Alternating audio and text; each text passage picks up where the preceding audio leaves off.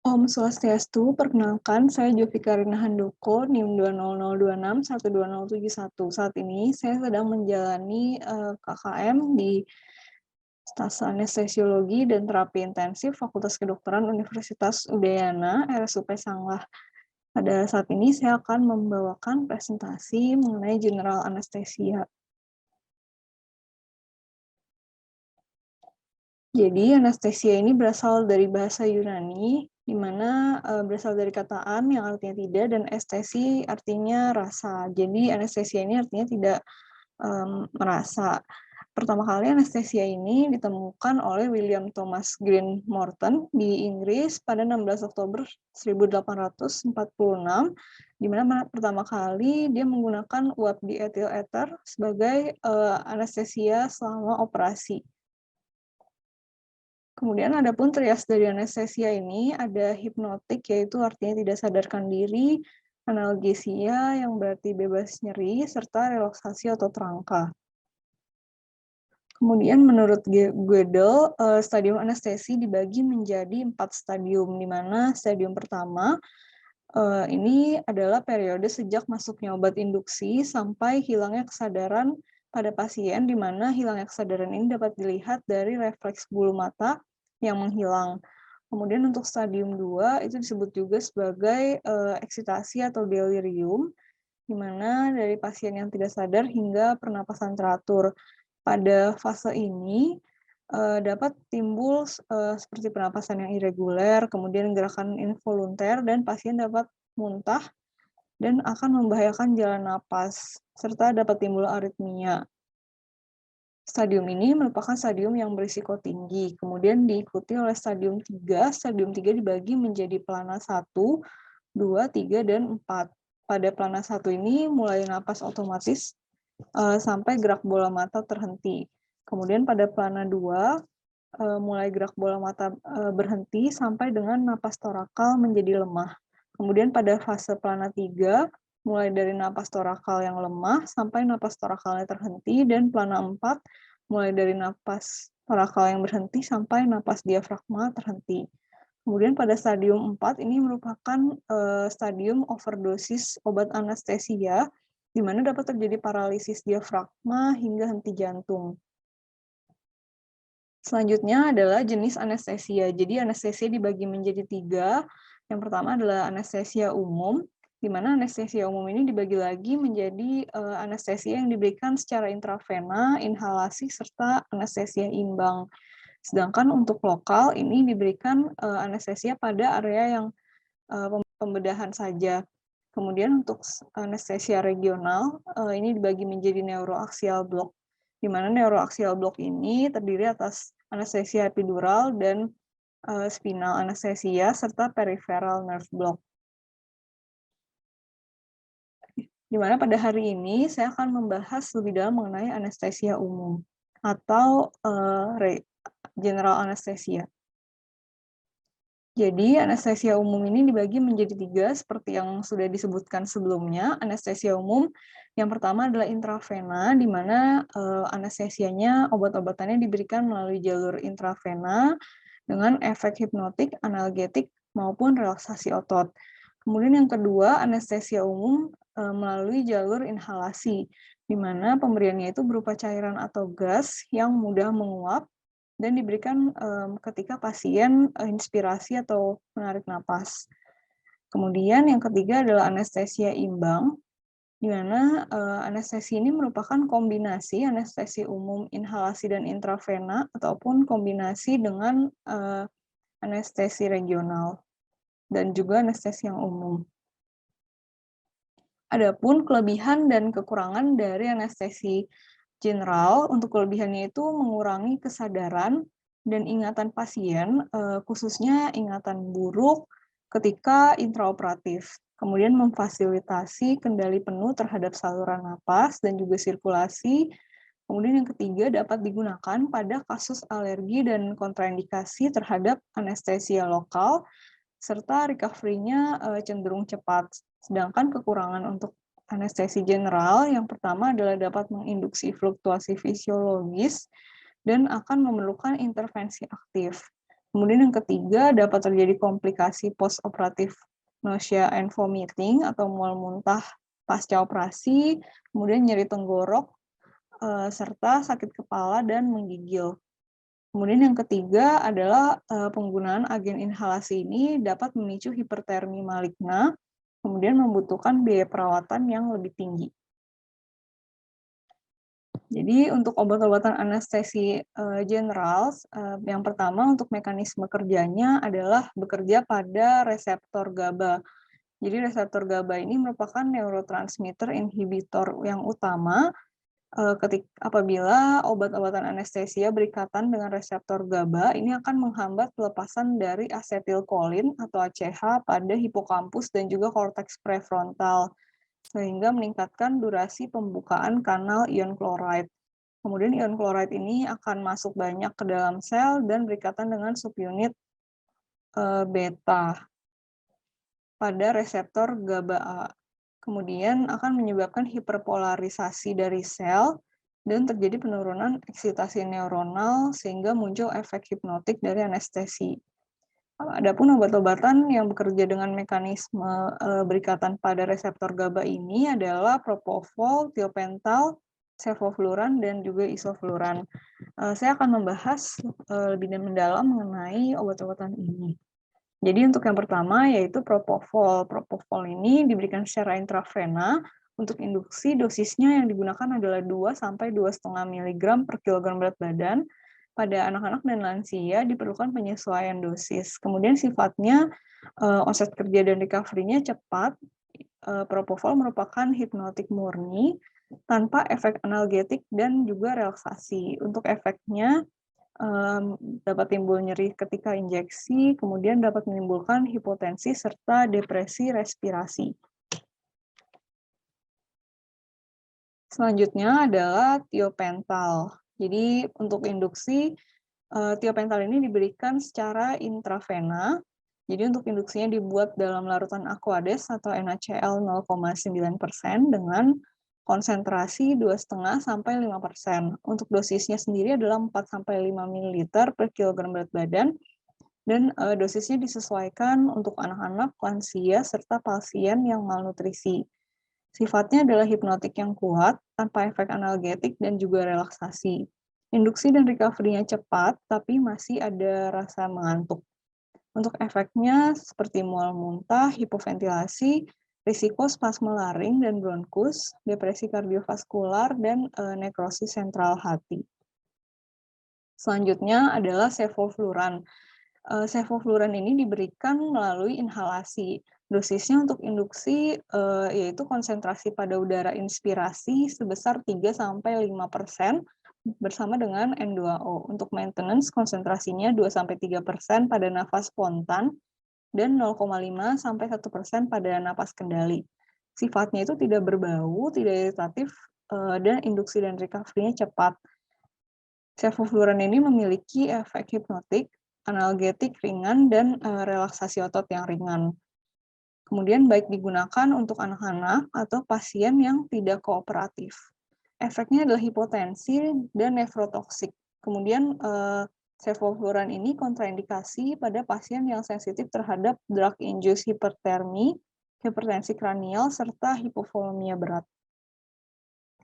Selanjutnya, obat-obatan yang menggunakan mekanisme kerja pada reseptor GABA lainnya adalah isofluran. Isofluran ini juga diberikan melalui inhalasi. Jadi dosisnya itu untuk induksi adalah konsentrasi 2–3% bersama dengan N2O pada udara inspirasi. Sedangkan untuk maintenance konsentrasinya 1–2,5% untuk nafas spontan dan 0,5–1% untuk nafas kendali. Sifatnya isofluran ini bersifat iritatif terutama pada mukosa hidung sehingga sering menimbulkan batuk dan sebenarnya jarang digunakan untuk induksi.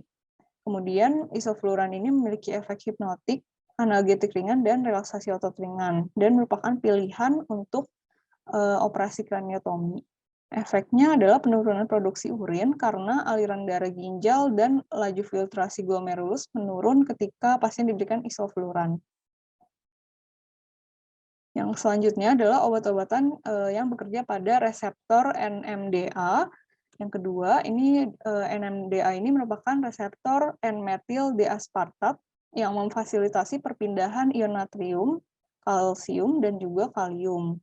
Jadi obat-obatan anestesi memblokade reseptor ini sehingga ion kaliumnya tidak dapat keluar dari sel dan ion natrium dan kalsium tidak dapat masuk ke dalam sel.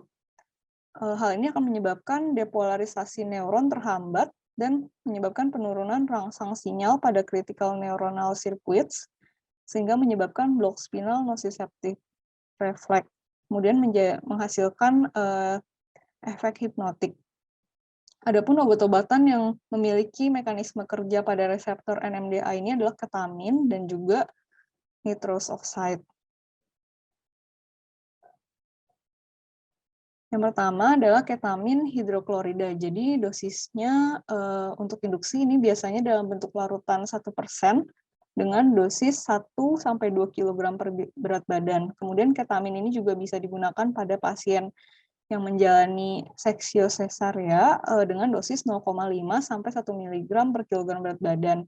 Kemudian pada anak-anak dapat diberikan 5 sampai 10 mg per kilogram berat badan tanpa mengenceran. Sifat dari ketamin ini adalah analgesia yang kuat dengan efek hipnotik yang rendah dan efek disosiasi.